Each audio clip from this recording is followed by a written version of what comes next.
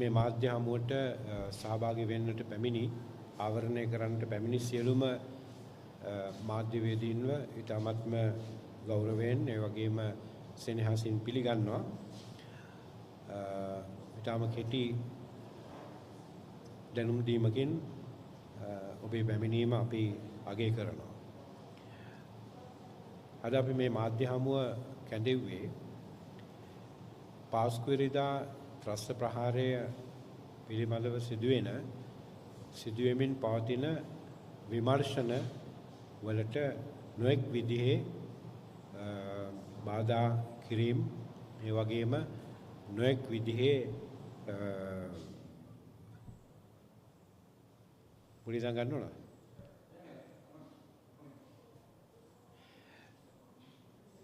මේ සිදුවෙමින් පවතින විමර්ශන වලට නොඑක් විදිහේ බාධා සිදුවෙමින් පවතින බව අපිට තේරෙනවා. නොයෙකුත් සිද්ධීන් නිසා මේ දේවල් මේ විමර්ශනයේට බාධා ඇති වෙයි කියන බය සහ සැකය අපිට තියෙනවා. ඒ නිසා තමයි මේක අපේ පැත්තෙන් සභාව කතෝලික සභාව පැත්තෙන් සහ අතිඋතුම් කාර්ඩිනල් හිමිපාණන්ගේ පැත්තෙන් අපි මේ පැහැදිලි කිරීම සිදු කරන්නට අවශ්‍යයි කියලා අපිට හිතුනේ.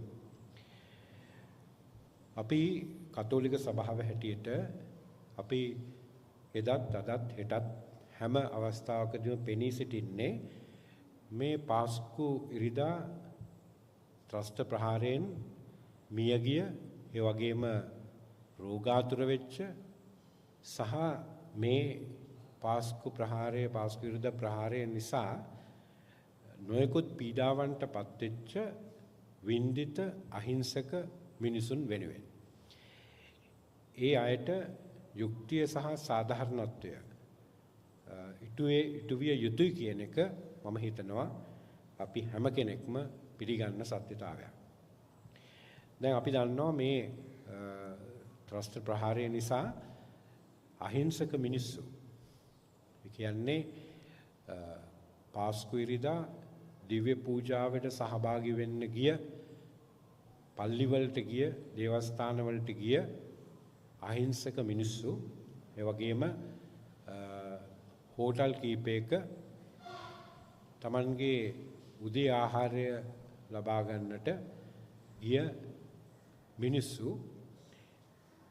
මේ 270ක් පමණ දෙනා ඝාතනයට ලක් වුණා මරණයට පත් වුණා.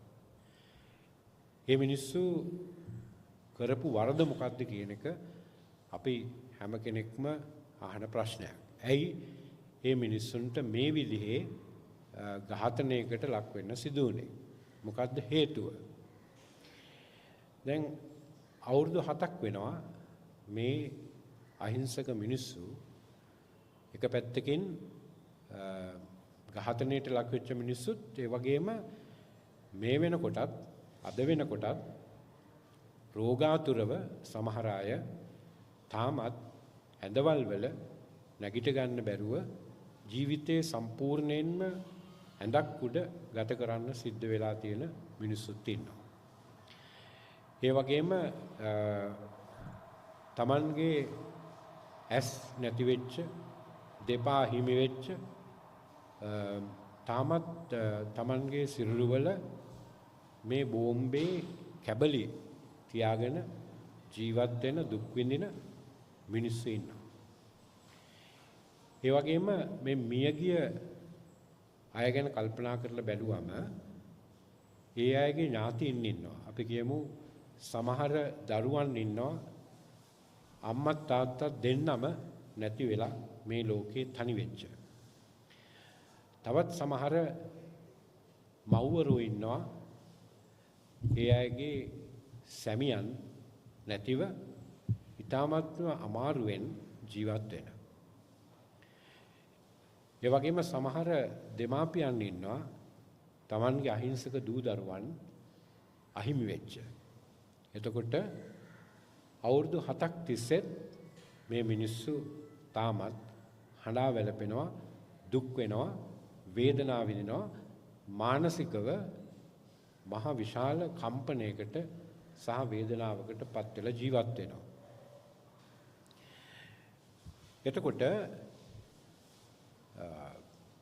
දැන් මේ ජනතාවගේ දුක සහ වේදනාව අපිට මුදල් වන්දි ලබා දීමෙන් පමණක් සමනය කරන්නට බෑ කියලා අපි දන්නවා.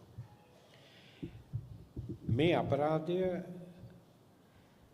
ඒ සත්‍ය මොකක්ද කියන එක, මේ අපරාධය ඇයි සිදු වුනේ? ඇයි මේ විදිහේ බෝම්බ ප්‍රහාරයක් එල්ල වුනේ? කවුද මේ බෝම්බ ප්‍රහාරය එල්ල කළේ කියන එක අපි කවුරුත් දන්නවා. කියන්නේ සහරාන් ඇතුළු මුස්ලිම් අන්තවාදී පිරිස මරාගෙන මැරෙන බෝම්බකරුවන් හැටියට දේවස්ථාන තුනකත් ඒ වගේම හෝටල් කීපයකත් බෝම්බ පුරවා ගත්තා. දැන් ඒ අයට සම්බන්ධව කටයුතු කරපු මේ සහරාන්ගේ කල්ලියේ කණ්ඩායමේ තවත් පිරිස් හිටියා. දැන් අන්න ඒ නඩුව තමයි දිනපතා හෙන ත්‍රිපුද්ගල මාධිකරණයක් තුල මේ විමර්ශනය වෙමින් නැත්නම් නඩුව අසමින් පවතින්නේ. නමුත් දැන් තව ප්‍රශ්නයක් තිබුණා. ඒ තමයි මේ ප්‍රහාරය, මේ මරාගෙන මැරෙන මේ බෝම්බ ප්‍රහාර පිටුපස, ඒ කියන්නේ මේ බෝම්බ කරුවන් පිටුපස, මේ බෝම්බේ එල්ලවීම පිටුපස කුමන්ත්‍රණයක් තිබුණාය කියන එක. එතකොට මේ බෝම්බ කරුවන් පමණක් නෙමෙයි, එයාට සම්බන්ධව ඍජුව සම්බන්ධ වෙලා ක්‍රියා කළ අය පමණක් නෙමෙයි, සැලසුම් කර පිරිසකුත් මේක පිටුපස හිටියා කියන එක. එතකොට ඒ අයගේ පරමාර්ථය උනේ මොකද්ද? ඒ අය කවුද? එතකොට මේක දේශපාලන කුමන්ත්‍රණයක්ද? මොකද්ද මේකේ ඇත්ත? කවුද මේක පිටුපස්සේ හිටියේ? මේකේ සැලසුම්කරුවෝ කවුද? මේ බෝම්බ මරාගෙන මරන කල්ලියට මේ බෝම්බ ප්‍රහාර සිදු කරන්න උදව් වෙච්ච පිරිසක් හිටියද කියන එක හොයාගන්නට අවශ්‍යයි. ඒක සොයා ගැනීම මේකේ නියම සත්‍යය මොකක්ද කියලා සොයා ගැනීමේ ක්‍රමය. එතකොට ඒක වින්දිතයන්ගේ අයිතියක්. මේ දුක් විඳින මිනිස්සුන්ගේ අයිතියක්. එතකොට ඒ අයිතිය වෙනුවෙන් තමයි අපි පෙනී ඉන්නේ. එදත් පෙනී සිටියේ, අදත් පෙනී ඉන්නේ, හෙටත් පෙනී ඉන්නේ. එතකොට මේ විමර්ශන කාලයක් තිස්සේ නැවතිලා තිබිලා දැන් මේ විමර්ශන ආරම්භ වෙලා ක්‍රියාත්මක වෙන්න පටන් ගත්තාම නොයෙකුත් අය කලබල වෙලා තියෙනවා. නමුත් විමර්ශන යම්කිසි අපරාධයක් පිළිබඳව විමර්ශන සිදු වෙද්දී ඒකට කවුරුත් කලබල වීම අවශ්‍ය වෙන්නේ නැහැ. මොකද ඕනෑම අපරාධයක් සත්‍ය සොයා ගන්න නම්, අපරාධ කරුවන් සොයා ගන්නට නම් අනිවාර්යෙන් නිත්‍යානුකූල විමර්ශනයක් සිද්ධ වෙන්න ඕනේ. ඒක සමාජ මාධ්‍ය ඔස්සේ හරි එහෙම නැත්නම් ජනමාධ්‍ය ඔස්සේ හරි කරන්න පුළුවන් දෙයක් නෙමෙයි. ඒක කරන්න ඕනේ මේ රටේ නීතියට අනුව නිත්‍යානුකූල විදිහට මේ විමර්ශන සිදු කිරීමෙන්. එතකොට අපි එදා ඉඳන් ඉල්ලුවේ මේ පිළිබඳ සම්පූර්ණ විමර්ශනයක් සිදු කරන්නට කියලා. සාධාරණ විමර්ශනයක්, අපක්ෂපාතී විමර්ශනයක්. මොකද මේ වින්දිතයන්ට යුක්තිය ඉටු කර දෙන්නට නම් එවැනි විමර්ශනයක් අවශ්‍ය නිසා. ඒ නිසා අපි එදා ඉඳන්ම කතා කළෙත්, කටයුතු කළෙත්, අපි හිටගත්තෙත් වින්දිතයන්ට සත්‍ය සහ යුක්තිය ඉටු කර දීම අවශ්‍යයි කියන තැන. එතකොට මේ මිනිස්සුන්ගේ වේදනාව, මේ මිනිස්සු ජීවිත කාලයක් පුරාවටම සමහරලාට ඒ අය මිය යනතුරුම මේ වේදනාව විඳිනවා. ඒතර ඒ වේදනාව අපි රටවැසියන් හැටියට තේරුම් ගත යුතු දෙයක්. ඒතර ඒ වේදනාව යම් විදියකින් සමනය කරගන්න පුළුවන් වෙන්නේ මේ සත්‍ය හොයාගත්තාම සහ මේ අපරාධකරුවන් නීතිය ඉදිරියට ගෙනිච්චා. ඒතර ඒ නිසා මේ විමර්ශන ඊටම වැදගත්. අපි කියන්නේ කිසිම දෙයකින් මේ විමර්ශන කඩාකප්පල් වෙන්න බෑ. කිසිම දෙයකින් මේ විමර්ශන අඩාල වෙන්න බෑ. මේ විමර්ශන නවතින්න බෑ. කාට ඕන වුණත් මේ විමර්ශන වලට බාධා කරලා විමර්ශන වෙන පැත්තකට හරවන්න හරි විමර්ශන අඩාල කරන්න හරි ඒවට බාධා කරන්න හරි අපි පෙනී සිටින්නේ නැහැ. ඒක කිසිම විදිහකින් සිදු වෙන්න ඕන දෙයක් නෙමෙයි. එහෙම වුණොත් ඒක වින්දිතයන්ට කරන අසාධාරණයක්. ඒ මිනිස්සුන්ගේ වේදනාවට කරන අසාධාරණයක්. ඒ නිසා අපි ඉල්ලා සිටින්නේ මේ විමර්ශන කරන කණ්ඩායම් වලිනුත් ඒ වගේම රජේනොත් අපි ඉල්ලන්නේ මේ විමර්ශන නොකඩවා අකණ්ඩව මොන විදිහේ බාධකාවක් දිගටම කරගෙන යන්නට කියන එක. සාධාරණව, අපක්ෂපාතීව, නිත්‍යානුකූලව මේ විමර්ශන දිගින් දිගටම මේක අවසානයේ දක්වා අධිකරණයේ දක්වා මේක අරගෙන යන්න අවශ්‍යයි කියන එක. එතකොට ඊළඟ කාරණේ තමයි අපි කිව යුතු දේ තමයි මේ විමර්ශන වලට දේශපාලකයන් ඇඟිලි ගැස සිටියේ නැහැ. කිසිම විදියකින් කිසිම දේශපාලන පක්ෂයක් හෝ දේශපාලකයන් හෝ මේ විමර්ශන වලට ඇඟිලි ගහන්න ඕනේ නැහැ.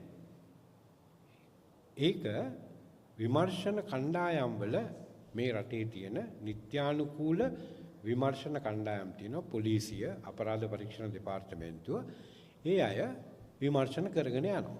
එතන මේ විමර්ශන කරගෙන යන්න ඒ අයට අනිවාර්යයෙන්ම පහසුකම් සැපයීම සහ ඒ අයට නිදහසේ ඒ විමර්ශන කරගෙන යන්න උදව් කිරීම තමයි හැම කෙනෙකුගේම යුතුයකම සහ වගකීම. ඕනෑම අපරාධයක් සිදු වුණාම ඒ අපරාධයේ අපරාධකරුවන් නීතිය ඉස්සරහ පිටට ගේන්නටම අවශ්‍යයි. ඒක අපිට කිසිම විදිහකින් ප්‍රතික්ෂේප කරන්න පුළුවන් දෙයක් නෙමෙයි. ඒ නිසා ඒකට කවුරු හරි බාධා කරනවා නම් ඒ විමර්ශන නොමග යවන්න උත්සාහ කරනවා නම් ඒක වින්දිතයන්ට කරන අසාධාරණයක්. මේ මිනිස්සුන්ගේ කඳුලට කරන අසාධාරණයක්. මේ මිනිස්සු හෙළුව ලේබල්ට කරන අසාධාරණයක්. ඒ නිසා මේ විමර්ශන වලට බාධා කරන්නට එපා කියන එකයි අපි කරන ඉල්ලීම. අනිත් එක තමයි මේ විමර්ශන කිසිම විදියකින් නවත්තන්න නැතුව ඉදිරියටම ගෙනියන්න කියන එකයි අපේ ඉල්ලීම. දැන් ඒක ඇරෙන්න මට තව කරුණක් කියන්නට ඕනේ. මේ පළවෙනි වතාවට මම මේ කරුණ කියන්නේ මොකද මේක මේ ප්‍රශ්නයක් බවට පත් වෙලා තියෙන නිසා. දැන් මම දැක්කා මේ විශේෂයෙන් සමාජ මාධ්‍ය ඔස්සේ කියවෙන්න පටන් අරන් තියෙනවා සමහර අය මේ සීල්ගාමිනී පියතුමාට විරුද්ධව සුරේෂ් සලේ මහත්මයා අපහාස නඩුවක් ගොනු කරලා තියෙනවා. ඒ අපහාස නඩුව දැන් හැමින් පවතිනවා. දැන් මේ අපහාස නඩුවෙන් වන්දි ඉල්ලලා තියෙනවා. ඔහුට අපහාස සිද්ධ වුණා කියලා. එතකොට මේකේ වන්දිය ගෙවන එක නවත්ත ගන්න මේ නඩුව අඩාල කරන්න කඩාකප්පල් කරන්න තමයි මේ සලේ මහත්මයාව අත්අඩංගුවට අරගෙන තියෙන්නේ කියලා. එතකොට සීල්ගාමිණී පියතුමා නිසා තමයි මේ අත්අඩංගුවට ගැනීම සිදු වෙලා තියෙන්නේ කියලා නොයෙකුත් සමාජ මාධ්‍යවල මම දැක්කා පළ වෙලා තියෙනවා. ඒ නිසා මේක මං කියන්නම ඕනේ කියලා මට හිතුණා. ඒ තමයි අපහාස නඩුව තියෙන එක ඇත්ත. අපහාස නඩුවක් ගොනු කරලා තියෙනවා. මම කරපු ප්‍රකාශයක් පිළිබඳව මේ නඩුව කොළඹ මහේස්ත්‍රාත් උසාවියේ තමයි ඇහෙන්නේ. එතකොට ඒක සිවිල් නඩුවක්. දැන් මේ නඩුවේ පළවෙනි දවසේ නඩු කටයුත්ත හමාරු වුණාට පස්සේ එතනින් පස්සේ ඒ වෙලාවේ සුරේෂ් සලේ මහත්මයා උසාවිය ඇතුළේදම ඇවිල්ලා මාව හම්බුණා. හම්බෙලා ඔහු මට කිව්වා ෆාදර් අපහසුතාවයට පත් කරන්න නෙමෙයි මම මේ නඩුව දැම්මේ මගේ නම ආරක්ෂා කරන්න ඕන නිසා අපි මේක සමතේකට පත් වෙන්න පුළුවන් කියලා කිව්වම මම කිව්වා අපි මේ කොරිඩෝ එකට ගිහිල්ලා කියන්නේ උසාවියේ එළියට ගිහිල්ලා අපි කතා කරමු කියලා අපි එළියට ඇවිල්ලා අපි ඒ කොරිඩෝ එකේ ඉඳන් කතා කළා. එතකොට එතන හිටියා පියතුමෙක් හිටියා මාත් එක්ක ෆාදර් ශ්‍රීනාත් කියලා. ඒ වගේම මා වෙනුවෙන් පෙනී සිටින ශමිල් ජනාධිපති නීතිඥ ශමිල් පෙරේරා මහත්මයා ඇතුළු නීතිඥ කණ්ඩායමත් එතන හිටියා. එතකොට මම එතුමාගෙන් ඇහුවා සමතේකටපත් වෙන්න මොකද්ද වාගේ කොන්දේසි. ඒතර මේ මහත්මයා කිව්වා ෆාදර් කරලා තියෙන ප්‍රකාශයෙන් මගේ නම ඉවත් කරගන්න කියලා. මගේ නම ඉවත් කරගත්තොත් මම මේක සමතේකටපත් කරනවා කියලා. එතකොට මම ඔහුට කිව්වා මම මේ ප්‍රකාශය කරලානේ තියෙන්නේ ඔබේ නමත් එක්ක. එතකොට මට ඒක ඉවත් කරගන්න අවශ්‍ය නැහැ. මම ඒක ඉවත් කරගන්නෙත් නැහැ. මම ඒ කරුව ප්‍රකාශය මම ඒ වෙලාව කිව්වා අදත් මම විශ්වාස කරනවා මම කරුව ප්‍රකාශය හරි කියලා. මම එදා කිව්වා ඒක. එතකොට මම කිව්වා නෑ මට අවශ්‍ය නැහැ මේ නඩුව සමතේකටපත් වෙන්න අවශ්‍ය නැහැ. අපි මේ නඩුව කරගෙන යමු. එතකොට අධිකරණේ තීරණය කරයි කියලා මම කිව්වා. ඊට පස්සේ මහත්මයා ගියා. එතකොට අපේ නීතිඥ මාත්‍රුත් කිව්වා නෑ නඩුව සමතේකටපත් වෙන්න ඕනේ නෑ. මේ නඩුව අපි ඉස්සරහට ගෙනියමු. අපි මේකට මූණ දෙමු කියලා. දැන් මේ කියන කාරණේ මට සමතේකටපත් වෙලා මේ වන්දි නඩුවෙන් බේරෙන්න ඕනකම තිබුණා නම් මට එදා ඒක කරන් තිබුණා.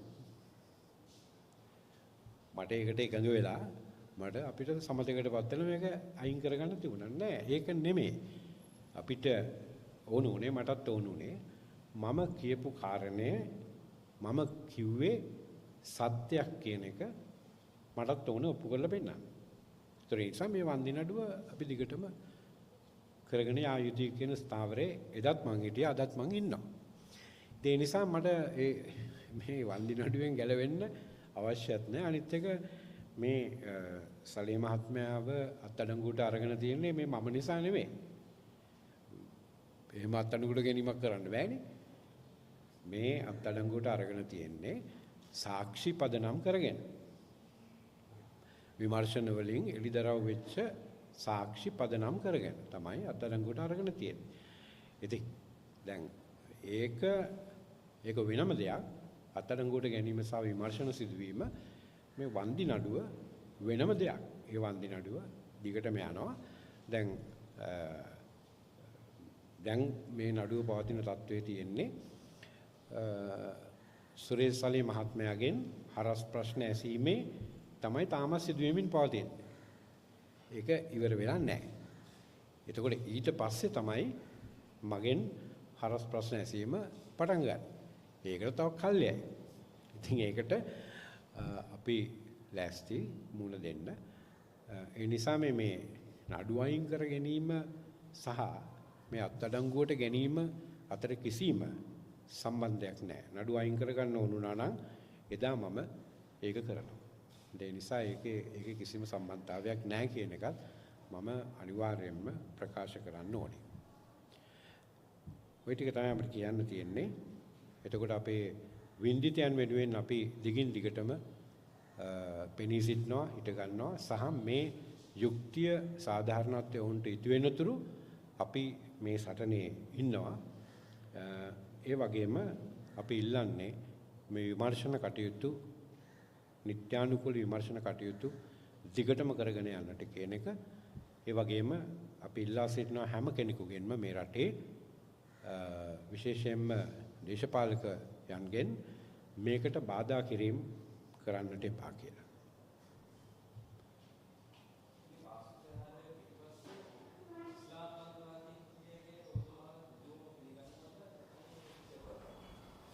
දැන් අපි කියමු සාරාංශ සහ කණ්ඩායම අතරේ ඒ කණ්ඩායම බිහි වෙන්න ඉස්ලාම් අන්තවාදය පදනමක් තමයි. ඒක මේ ජනාධිපති කොමිෂන් වාර්තාවෙත් ඒක තියෙනවා. ඒ කියන්නේ මේ මතවාදය පෝෂණය කරන්නත් මතවාදයට මේ කට්ටියව හවුල් කරගන්නත් ඒ වගේම මේ මරාගෙන මැරෙන චින්තනය ඇති කරන්නත් අනිවාර්යෙන්ම ඉස්ලාම් අන්තවාදය පදනමේ තියෙනවා පිටුපස තියෙනවා. ඒ සාරාංශ සහ කණ්ඩායම ඒගොල්ලන්ගේ ඉස්ලාම් අන්තවාදී මතයක් සනාථ කරගන්න තමයි ඔවුන් මරාගෙන මැරුණේ. කියන්නේ ඔවුන්ට මේ මරාගෙන මැරුණාම ඔවුන්ට ස්වර්ග රාජ්‍යයට යන්න පුළුවන් කියන ඒ අන්තවාදී මතය නිසා තමයි ඒගොල්ලන්ට උණුනේ ඒ බෝම්බ ප්‍රහාරය නැත්නම් මරාගෙන මැරීම සිදු කරන්නේ. දැන් ඒක හරි ඒක එහෙම තියෙනවා. නමුත් මෙතන තියෙන ප්‍රශ්නේ මෙතන තියෙන ප්‍රශ්නේ තියෙන්නේ ඒ අයව ආරක්ෂා කරන්න සහ පෝෂණය කරන්න සහ මේ බෝම්බ පිපිරීම් සිදු කරන්න කවුද අනුබල දුන්නේ? එහෙම නැත්නම් උදව් කළේ කවුද? ඒක පිටිපස්සේ සිටියේ කවුද? ඒකෙන් වෙනත් ප්‍රයෝජනයක් ලබා ගන්න තව පිරිසක් හිටියාය කුමන්ත්‍රණයක් සිදු වුණාය කියන එක මත තමයි ඒ අදහස මත තමයි මේ විමර්ශන සිදු වෙන්නේ. ඉතින් ඒක විමර්ශනය කරලා හොයාගන්න ඕන දෙයක්. එහෙම එකක් තියනවද නැද්ද කවුද කියන එක. විමර්ශන මේ කිරීම කියලා කියන්නේ කාවාරි වර්ධකරුවෙක් කිරීම නෙමෙයිනේ. ඉතින් විමර්ශන වලට බාධා කරන්න ඕන නැහැ කවුරුවත්. දැන් ඔබතුමාලා කියන්නේ දැන් සුරේෂ් සලේව මෙහෙම දැන් ඔවුන්ගේ ඉල්ලීම තියෙන්නේ ඔහුව සුදුසු තැනක රඳවන්න කියලා. දැන් මේ පැත්තේ ආණ්ඩු පැත්තේ කියනවා මේ හිර කරලා ඉන්නවා CID එකේ. එතකොට දැන් මේක යම් කිසි තියෙන මේ සිරක තියෙන තැන පිළිබඳ ප්‍රශ්නයනේ තියෙන්නේ. මේක සම්බන්ධයෙන් මොකද්ද ඔබ වහන්සේලාගේ මතය? නෑ අතන තියෙන ප්‍රශ්නේ තියෙන PT එක සම්බන්ධයෙන්නේ. ඔකනේ ගැටලුව තියෙන්නේ. දැන් මේ ඒක තමයි පවතින නීතිය PT එක. ඒක හරිද වැරදිද සාධාරණ අසාධාරණද මානුෂිකද අමානුෂිකද කියන එක වෙනම එකක්. අපි දකිනවා ඒකේ අමානුෂික පැති තියෙනවා. ඒ නිසා ඒ නීතිය එක්ක සංශෝධනය වෙන්න ඕන නැත්නම් සම්පූර්ණ ඉවත් වෙන්න ඕන. නමුත් ඒක මේ වෙනතුරු සිද්ධ වෙලා නැහැ. එතකොට මේ PT එක යටතේ මේ රඳවා ගැනීම සිදු වෙලා තියෙන්නේ මේ පුද්ගලයාට පමණක් නෙමෙයි. මේ අනිත් එක මේ PTA කියන නීතිය ආවේ මේ අද ඊයේ නෙමෙයි. මේ නීතිය අවුරුදු ගණනාවක ඉඳන් පවතින එකක්. ඒ නීතිය පාවිච්චිත් කරලා තියෙනවා අවුරුදු ගණනාවක ඉඳන්. එතකොට ඒ නීතිය පාවිච්චි වෙද්දී ඒ කාලේ පටන් ගනිද්දිත් ඒ නීතිය සහ පාවිච්චි වෙද්දී මේ බුද්ධ්‍යංශේ හිටිය කෙනා තමයි මේ ඉන්නේ. ඒ කියන්නේ දැන් ඔය රඳවාගෙන ප්‍රශ්න කරමින් පවතින. එතකොට ඒ කාලෙත් රඳවාගත්තු බොහෝ අය ඉන්නවා. එතකොට මේ රඳවා ගැනීමේ සහ ඒ ක්‍රියාවලිය එදා සිදුවෙච්ච ක්‍රියාවලිය තමයි අදත් සිදු වෙන්නේ. හැම කෙනෙකුටම පොදුවේ සිදුවෙන ක්‍රියාවලියක්. එතකොට අපි කියන්නේ ඒ ක්‍රියාවලිය තුළ යම්කිසි මේ අමානුෂික බවක් තියෙනවා නම් ඒ කාරණා නීතිය අනුව වෙනස් කරගන්න ඕන. ඒක වෙනම දෙයක්. නමුත් මෙතනදී එක පුද්ගලයෙකුට විතරක් විශේෂිතව සැලකීම සහ අනිකුත් අයට වෙනස් විදියකට සැලකීමේ ක්‍රමවේදයක් අනුගමනය කරන්න පුළුවන් කමක් නැහැ. ඒක ඒ ක්‍රමවේදයේ තියෙන විදියක්. ඒ නිසා අපි කියන්නේ මේ විමර්ශන වලට මේවා බාධා වෙන්න බෑ. ඒක අපි කියන්නේ. අනිත් දේවල් පිළිසඳ ගන්න ඕනේ. නමුත් ඒකේ විමර්ශන වලට බාධා සිද්ධ වෙන්න බෑ. විමර්ශන ඉදිරියට යනවා. නමුත් ඔහු හිටපු යුද්ධවිරුවෙක්. ඔහු හිටපු බුද්ධාංශ ප්‍රධානී යුද්ධේ මෙන්න මේක ඉලක්ක කරගෙන තමයි කියන්නේ. දැන් මෙන්න මේ වගේ ඉන්නේ මෙයාට ත්‍රස්තවාදී පැත්තෙන් දෙවන්ත බලපෑමක් තියෙනවා. මොහු තමයි යුද්ධ ඉවර කරන්න විශාල මෙහෙවරක් කළේ බුද්ධාංශ. එහෙම කරපු කෙනාට මෙහෙම සලකන එක හරිද කියලා මේ පීටියේ වහන්සේලාම කියන පීටියේ පනත වැරදි කියලා. ඒ පනතම යොදාගෙන මෙහෙම කරන්න අනුබල දීමක් වගේ නේද මේක? මම මේ පැහැදිලි ප්‍රශ්නයක් අහන්නම් මේ බලාගෙන ඉන්න අයගෙනුත් ඒ වගේම ඔබේනොත් මාධ්‍යවේදීන් හැටියට අපි කියමු ඔබේ අම්මාව හෝ තාත්තව හෝ ඝාතනය කරනවා. ඒ ඝාතනය කරන්නේ අපි කියමු හමුදාවේ කෙනෙක්. එයා හමුදාවේ ඉන්නවා. එයා යුද්ධයටත් ගිහිල්ලා තියෙනවා. යුද පිටියෙත් හුඟක් මේ සේවය කරලා තියෙනවා. රට බේර ගන්නත් කටයුතු කරලා තියෙනවා. නමුත් දැන් මේ ඝාතනය කරන්නෙත් එයා. එතකොට ඔබ කියනවාද නෑ එයා රණවීරුවෙක් නිසා. එහෙම නැත්නම් එයා යුද්ධෙදී බොහෝ දේවල් කරපු නිසා.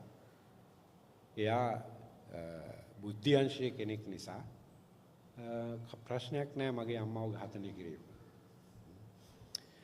මට ඕනේ නෑ මේ සාධාරණත්වයට ඉෂ්ට වෙන්න මට ඕනේ නෑ. මට ප්‍රශ්නයක් නෑ. එහෙම කියනවාද? ඒකද නීතිය කියන්නේ. ඒකද සාධාරණත්වය කියන්නේ. සාධාරණත්වය කියන්නේ අපරාධයක් යම්කිසි කෙනෙක් කළා කියන එක පිළිබඳ සාක්ෂි තියෙනවා නම් එතකොට ඒව විමර්ශනය කරලා ඊට පස්සේ අපරාධකරුවව නීති ඉස්සරහ පිටට ගෙන එක. එතනදී අදාළ වෙන්නේ ඔහුගේ තරාතිරම හෝ ඔහු කරපු කියපු දේවල් මීට පෙර ඒව අදාළ වෙන්නේ නැහැ. ඒ වයින් මේ අපරාධය වහන්න බෑ. ඒ නිසා ඔය ගේන තර්කය ඊ타මත්ම අතාර්කික දෙයක්. ඒ කියන්නේ අසාධාරණ තර්කයක්. ඒකෙන් කියන්නේ නෑනේ දැන් මේ අත්අඩංගුවේ ඉන්න පුද්ගලයා මේකට වැරදිකාරයයි කියලා. එහෙම නැත්නම් ඔහු තමයි මේක සිදු කළේ කියලා. හරි ඔහු වැරදිකාරයෙක් කළා නෑ. ඔහු විමර්ශනයට ලක් වෙන පුද්ගලයෙක්. අත්අඩංගුවට අරගෙන තියෙන්නේ සාක්ෂි මත පදනම් වෙලා. ඒක තමයි ක්‍රියාවලිය. ඕනම අපරාධයක ක්‍රියාවලිය ඒක. ඒ නිසා අපි කියන්නේ ඒ විමර්ශන ක්‍රියාවලියට බාධා කරන්න එපා කියන එක. ඒක සිදු වෙන්නට ඕනේ. ඒකට අදාළ නැහැ මේ අපරාධ පිළිබඳව සැක කරන අය මොන තරාතිරමේද ඉන්නේ කියන එක. ඔහු මීට ඉස්සෙල්ලා මොනවද කරලා තියෙන්නේ කියන එක. ඒක ඔබේ ගෙදරට ආවම ප්‍රශ්නය. එතකොට තමයි ඒක තේරෙන්නේ. එතකොට මම කියනවාද මගේ අම්මව හරි තාත්තව හරි ඝාතනය කරපු කෙනා යුදවිරුවෙක් නිසා මේ මට ප්‍රශ්නයක් නැහැ කියලා. එහෙම කියන්න පුළුවන්. ඒකද සාධාරණත්වය.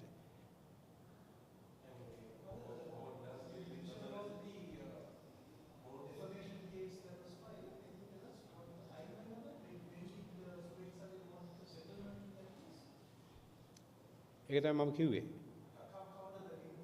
මට දිනයක් නම් හරියට මතක නැහැ. පළවෙනිම හියරින් එක තිබිච්ච දවසේ. මම හිතන්නේ මට නිශ්චිතව කියන්න මතක නැහැ මේ වෙලාවේ. මට ඕනනම් ඒක හොයලා කිව්වේ කි. ඒක තාම මේ අසමින් පවතින නඩුවක් නේ.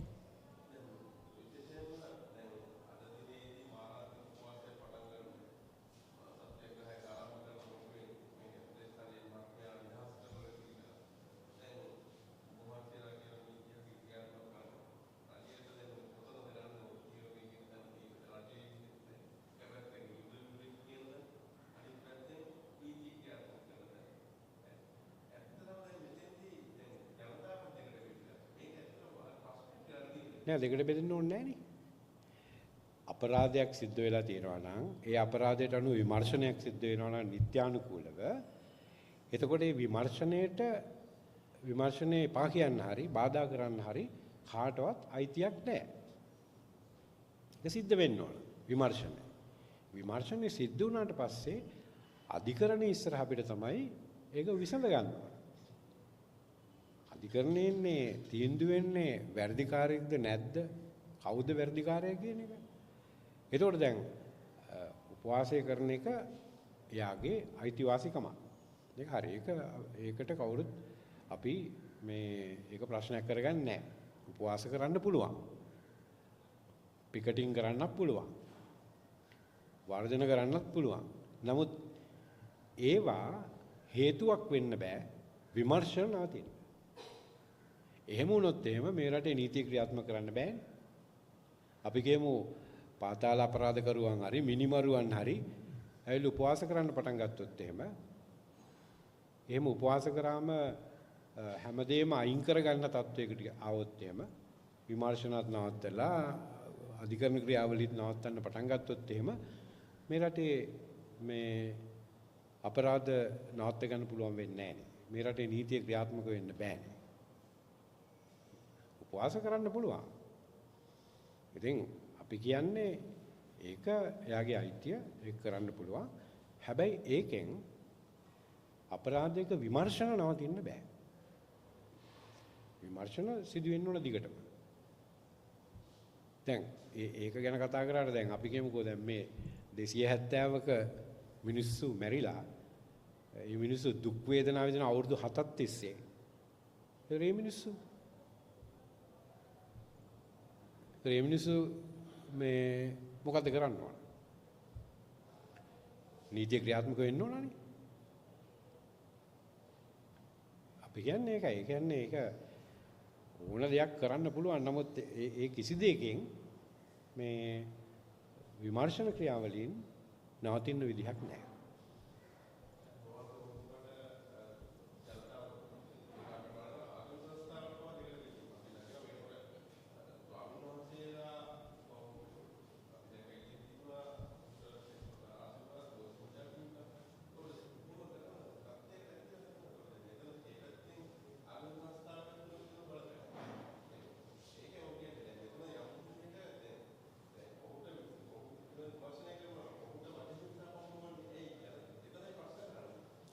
නෑ අපි කියන්නේ මේ විමර්ශන ක්‍රියාවලිය පිළිබඳව.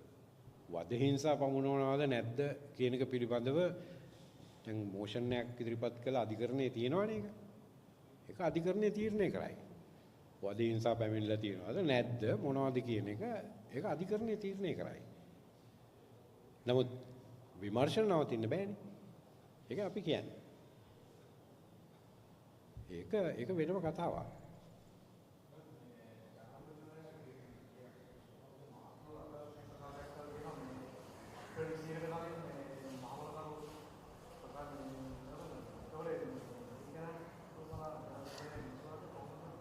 නෑ අපි කියන්නේ දින වකවානු දෙන්න කියන එක නෙමෙයි. දින වකවානු දීලා අපරාධයක් විමර්ශන මේ ඉවර කරන්න බෑනේ. ඒ විමර්ශනයේ සිදුවෙන විදිහට තමයි කාලය පවතින්නේ.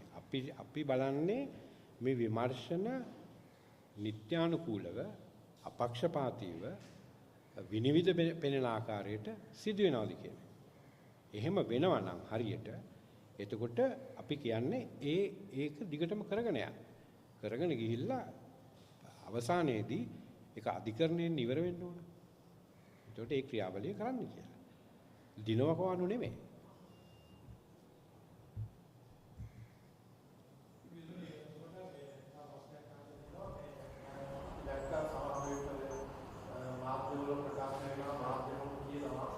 විමර්ශන දේශපාලනීකරණය වෙලා ඉන්නේ. විශේෂයෙන්ම නාමරාජපක්ෂ මහත්මයා චෝදනා කරලා තිබ්බා ආවිසරුණන් සහ ශාන්‍ය අබේසේකර මහතුන් ඒ තනතුරු වල ඉන්නකොට ඒගොල්ලෝ දීපි සමාජිකයන් නිසා මේක දේශපාලනීකරණය වෙලා ඉන්නේ.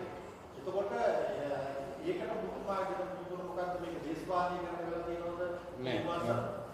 අපි කියන්නේ දේශපාලනකරණය වෙලාද නැද්ද කියන එක අධිකරණ ඉස්සරහ පිටනේ තීරණය වෙන්න ඕන. විමර්ශනයක් කරගෙන ගිහිල්ලා ඒ විමර්ශනයේට අදාළව හොයාගන්න සාක්ෂි පදනම් කරගෙනනේ කෙනෙක්ව සැකකරුවෙක් කරන්නේ, චූදිතයෙක් කරන්නේ. එතකොට ඒක අධිකරණයේ තීරණය කරන්නේ මේ චූදිතයා වැරදිකරුවෙක්ද නැද්ද කියන එක.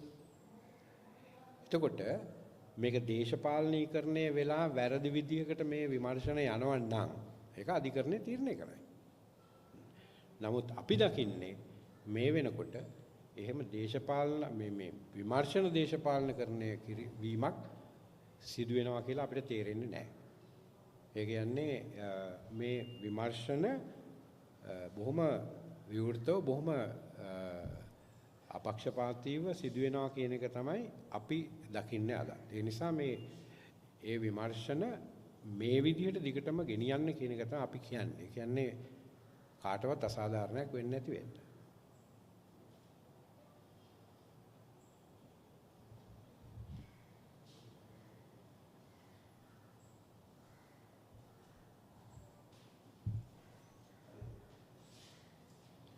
බොහොම ස්තුතියි එහෙනම් මේ ආවට මම දැන් තේ එකක් තියෙනවා පානය කරලා යන්න.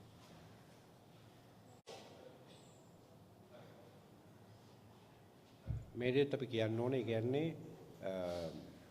සුරේෂ්සලී මහත්මයා හරි එහෙම නැත්නම් පොලිසිය හරි නැත්නම් ත්‍රිවිධ හමුදාවේ හරි බුද්ධ්‍යංශවල හරි අය දැන් සලී මහත්මයා කියමුකෝ ඔහු යුද්ධය කියන්නේ මේ යුද්ධේ නිමා කරන්න ත්‍රස්තවාදය නැති කරන්න යම්කිසි කාර්යභාරයක් ඉටු කරලා තියෙනවා නම්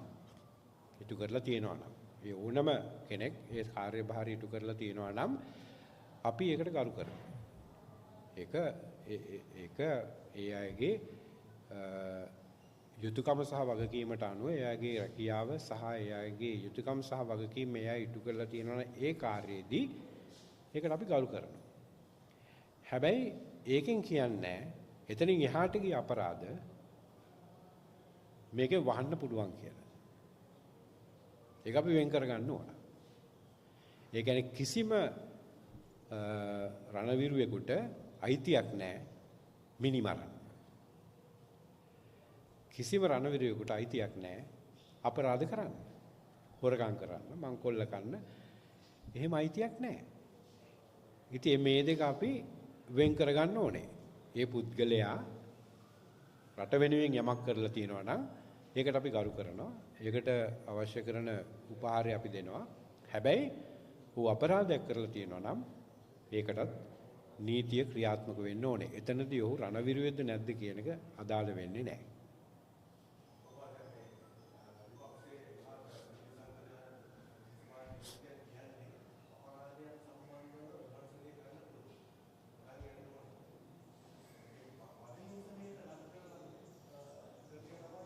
ඒක තමයි කියන්නේ වද හිංසනය කියන එකට ලක් කරාද නැද්ද කියන එක ඒක දැන් අධිකරණයේ ඉස්සරහ අපිට තියෙන කාරණයක් නේ. එතකොට දැන් ඒ අධිකරණයේ ඉස්සරහ අපිට මොෂන් එකකින් අධිකරණයේ ඉස්සරහ අපිට ගිහිලා තියෙනවා. එතකොට ඒක අධිකරණයේ තීරණය කරයි වද හිංසාවට ලක් වෙලා තියෙනවද නැද්ද කියන එක. දැන් අපි කවුරුත් කියන්නේ වද හිංසාව හොඳයි කියන එක. කිසිම කෙනෙකුට වද හිංසා කිරීම වැරදි. ඒක ඒ මතේ අපි ඉන්නවා. නමුත් මෙතනදී මේ වද හිංසාව කියන එක සිදු වෙලා තියෙනවද නැද්ද කියන එක අධිකරණ ඉස්සරහ අපිට තේරෙන්න ඕන. වෙන විදිහක් නැහැනේ. ඒ කියන්නේ පුද්ගලයෙක් මෙහෙම කියනවා කිව්වයි කියලා ඒක සත්‍යයි කියලා එන්න නම් ඒක අධිකරණ ඉස්සරහ අපිට ඒක ඔප්පු වෙන්න ඕන. වෛද්‍යවරයා කියලා තියෙන වෛද්‍ය වාර්තාව පිළිබඳව ප්‍රශ්නයක් නගලා තියෙනවානේ මේ මොෂන් එකේදී. ඒ කියන්නේ වෛද්‍යවරුන් 5 දෙනෙක් ඔහුව පරීක්ෂා කරා කියලා කිව්වට එක වෛද්‍යවරයයි මේ වාර්තාවේ අසං කරලා තියෙන්නේ. එතකොට මේ වෛද්‍ය වාර්තාව කොයිතරම් දුරට පිළිගන්න පුළුවන්ද බැරිද කියන එක පිළිබඳව ප්‍රශ්න කරලා තියෙනවා උසාවියේදී. ඒක නිසා තමයි උසාවියේදී තමයි ඒක අපිට හරියටම තේරුම් ගන්න පුළුවන් වෙන්නේ මෙතන වද හිංසාව සිද්ධ වෙලා තියෙනවද නැද්ද කියලා. එහෙම නැත්නම් සිද්ධ වෙන්නේ ක්‍රියාවලියද සිද්ධ වෙලා තියෙන්නේ. ඕනම රැඳවියෙක් නැත්නම් සිරකරුවෙක් වෙනුවෙන් කරන ක්‍රියාවලියක්ද සිද්ධ වෙලා තියෙන්නේ. මොකද්ද මේ වද හිංසාව කියලා කියන්නේ කියන එක ඉතින් අධිකරණයේදී තමයි ඒක බලන්න ඕනේ.